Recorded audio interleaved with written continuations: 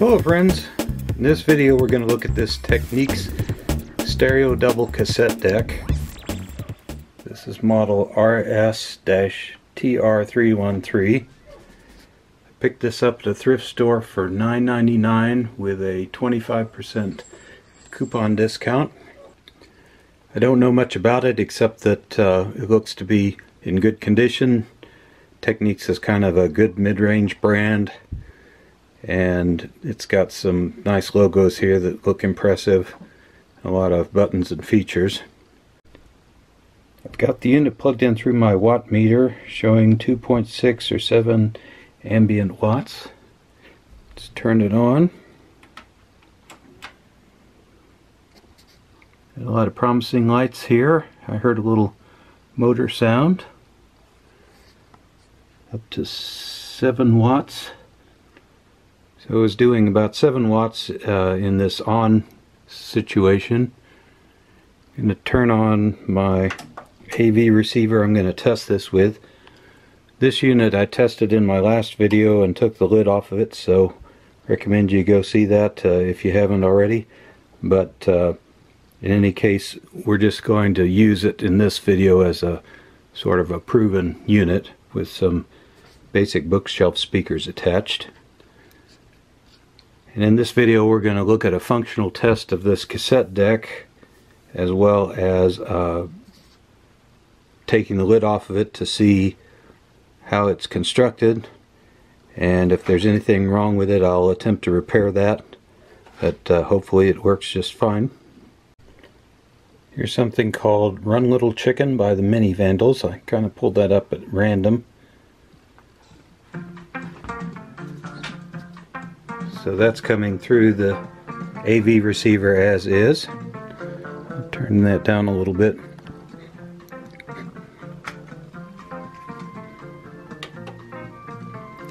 Let's see, we'll eject here. I'll start with what they call deck 1. This is an old cassette that I have sitting around that I don't much care about, so I'm going to record on it. But this is a Maxell high bias, possibly on the high end of cassette blanks. So we'll try that. Let's do fast rewind first. Okay, that isn't going anywhere. Fast forward.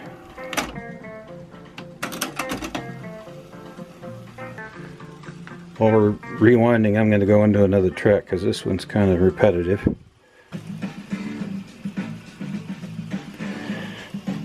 Takes it a long time to rewind, but that's probably standard. I haven't used one of these in a long time.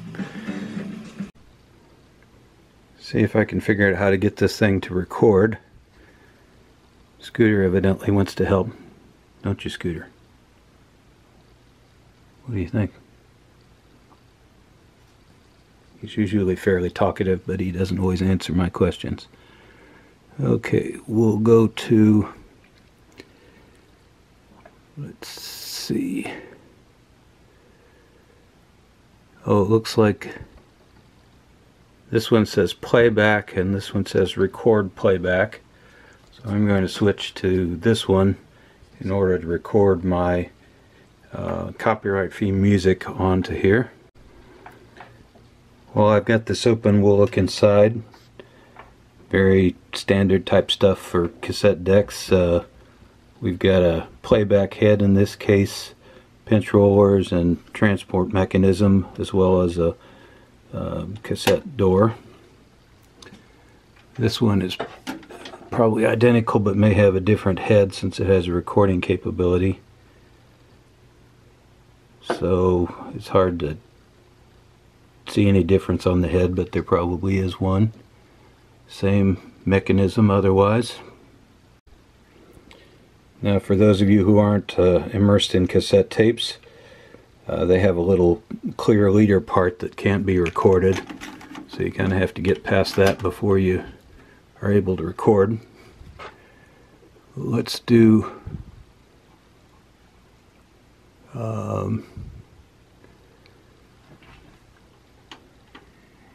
Try record.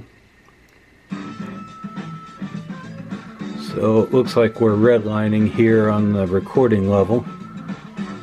Let's pull that down. This is the recording.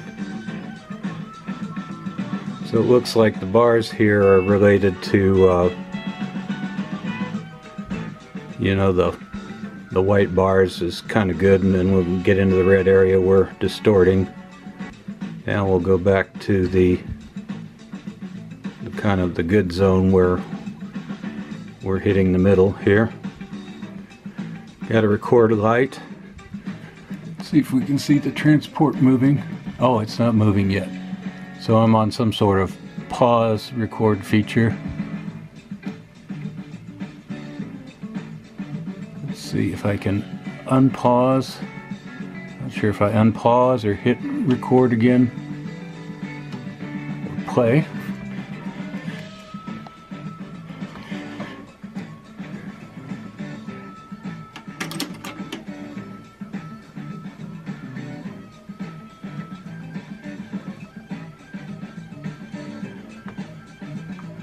So I'm not real sure what the sequence is to get this to record,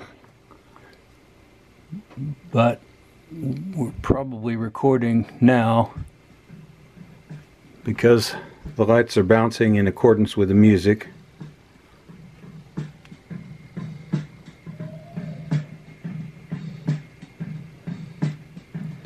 I've determined that Scooter doesn't have any rhythm yet, but maybe that'll happen as he gets older. Let's have some kiddie play music, shall we?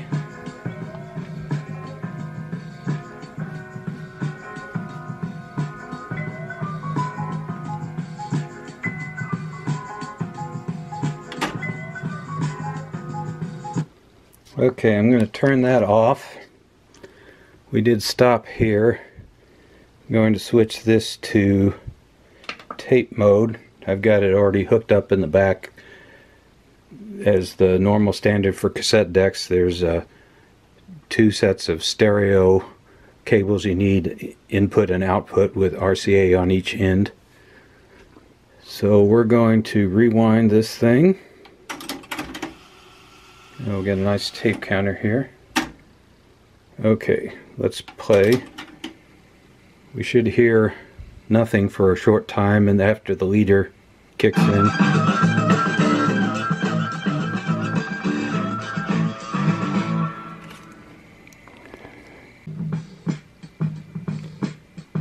I'm hearing it only through the right channel, so there may be some balance problems either in the record process or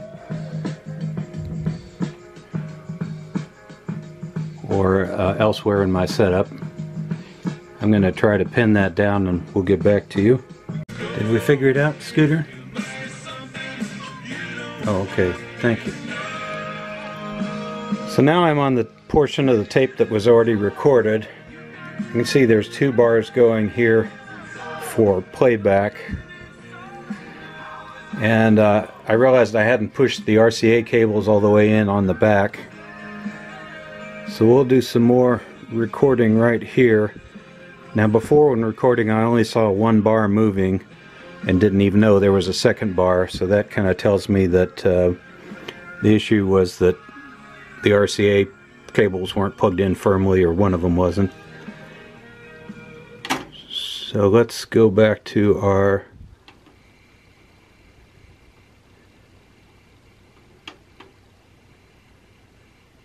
I see, it looks like it prompts you for what it wants you to do next. So we'll remember we're at 46 here.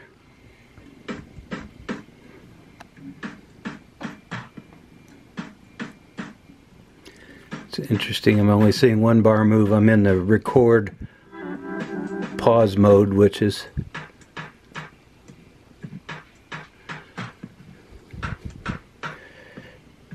maybe one of my front cables is bad here.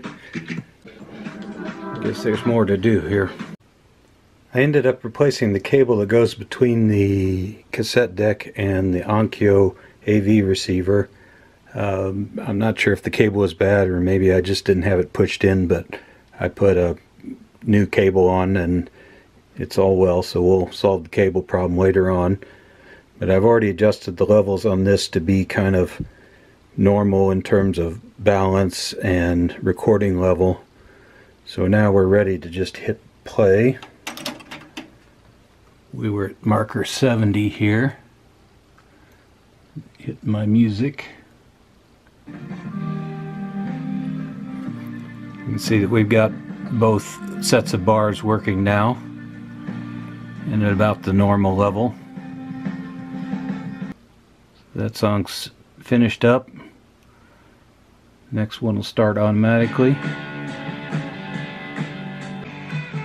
This is called Key to Your Heart, which is why it sounds like the song Let My Love Open the Door to Your Heart by The Who, or whatever its actual title is. So we seem to be recording away. This appears to be measured in seconds, maybe. Okay.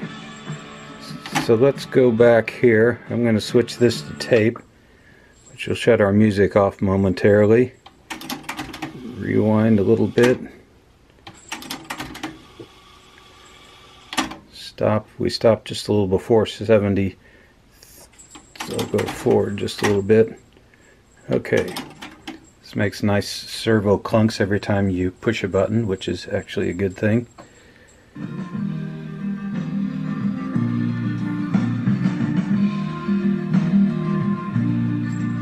So we've got our bars about like before. We're on playback mode now.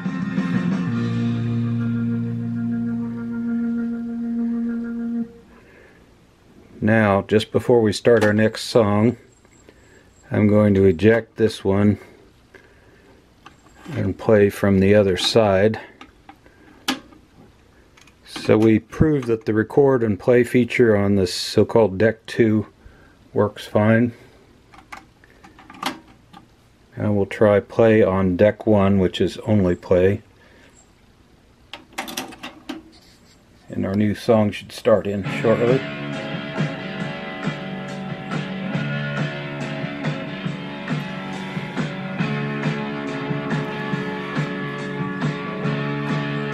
Now this is interesting.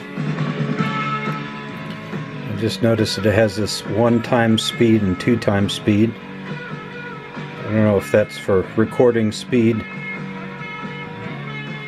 It's probably what it is. So this unit obviously is directed at copying from one cassette to another, which isn't a really great idea in the first place from an audio point of view, because cassettes are noisy enough to begin with. But while the music goes on, let's keep looking. Oh, that's the music I can't use. We'll see if YouTube gets after me for that. So we've got Dolby BC-NR HX Pro. Dolby went through several iterations of noise reduction on cassettes that ended up being standard. And the basis of all that was the cassette was or is a popular format for its convenience. Easy to deal with, good for car use. They call this officially compact cassette, but that's actually a pretty good term for it. But there's a basic problem, which is it has a pretty narrow tape that runs at a relatively low speed. And you get, this is an extended one with 90 minutes total, 45 minutes on each side. Kind of the standard was 30 minutes on each side. So you could essentially record basically an entire LP on the 30-minute per side. You know, let's say you had a whatever 17-minute LP on one side, turn that around and record the other side of the LP on the other tape side. So that's all good, but you can imagine it's a lot more attractive to record both sides of an LP onto 45 minutes of one cassette, and then you've got a cassette that holds essentially two LPs. So that's kind of a little history for those of you who aren't immersed in cassette lore. So some of the noise reduction was needed because this was never intended, as it was first designed, to be an audiophile medium. It was designed for, to be inexpensive and for convenience. And the reel-to-reel tapes are what the true audiophiles used. Larger reel-to-reel tapes that move faster and have a wider tape can produce true audiophile quality sound, equivalent or maybe even better than an LP. In the case of cassettes, we had to do a lot of noise reduction to kind of get them into a quiet mode where you wouldn't really hear the tape hiss. Another thing they did over the years was they created better tape formulations that could be recorded at kind of a higher magnetic level, which also reduced the hiss, or conversely increased the signal to noise ratio. So that's kind of a little basic stuff on cassette lore. But for our purposes here, this shows every sign of being a perfectly good unit. So that ends part 1 of our video, and in this next segment we're going to take the lid off of it and see what's inside. I pulled out all the screws. This has some kind of odd screws I've never seen before that are really narrow compared to the head size. So we'll go ahead and pull this lid off. It's a tilt and pull type thing. Looks like this is going to be a two-handed job, so we'll get back to you. I'm going to go ahead and pull the lid off here. We'll see what's inside. This lid kind of catches at the corners. Well, I can tell you that's not the greatest lid design I've ever seen, but so be it. So let's turn it around a little bit. So let's see what we've got here.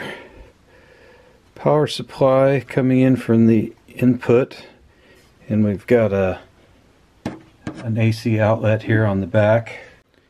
You can see this has DIP integrated circuits on it, so that puts it at before the surface mount era that we're in now. I think you would never see such a large integrated circuit as this anymore, physically that large. You can see the two transport units. They may be identical. What I said about the record head earlier may have been wrong. Probably for simplicity they just made them both the same, even though one is only used for playback. They appear to be identical. Oh no, I'll take that back. So comparing the two record modules, they're slightly different. You can see this has a narrower connector and this has a wider connector. This is the one that plays and records, so that kind of fits together. Excuse me, sir. And here's a solenoid. Here's a kitty. We've got a lot of miscellaneous passive components. So I'm not quite sure what the vintage of this is. It might be back to the 80s or so. We'll have to look that up.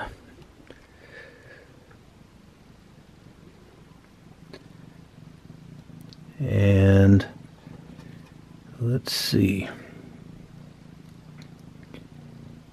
I don't think there's anything out here for you to play with, sir. So from a visual standpoint, there isn't anything too exceptional here. Here you can see the backside of the control panel here, which has a combination of buttons, display. These eject buttons are probably just mechanically coupled into the units. I guess now that I think about it, we've got an asymmetry here in that the eject buttons are close together, but the mechanism is on the right side of this unit and the left side of that unit. Scooter's playing with the screws, which is okay, except that we have to make sure we don't lose any. This is the type of construction I've always seen in audio boards. It seems that they prefer one-sided circuit boards with jumpers. I actually saw that inside the Onkyo unit in the last video. You can see here the transport motor and kind of an idler wheel to give it some inertia. This solenoid adjusts the mechanism to change the speeds and the direction of the motor. These may be motors that like run at different rates. They might even be computer controlled in some way. I think that would make sense with the fact that we've got 1 times and 2 times speed here. Right, Kitty? I think he shook his head. Okay, now you will have to stay out of there. Look, you can beat up on Daddy, but you can't beat up on my stuff. It's very simple. Okay. Well, it looks like Scooter wants me to finish up here so that we can play. So that's what we're going to do. So that ends our tour of this Technics cassette deck and its screws. I'm going to put those back in before Scooter loses them. Thanks for watching, and bye-bye.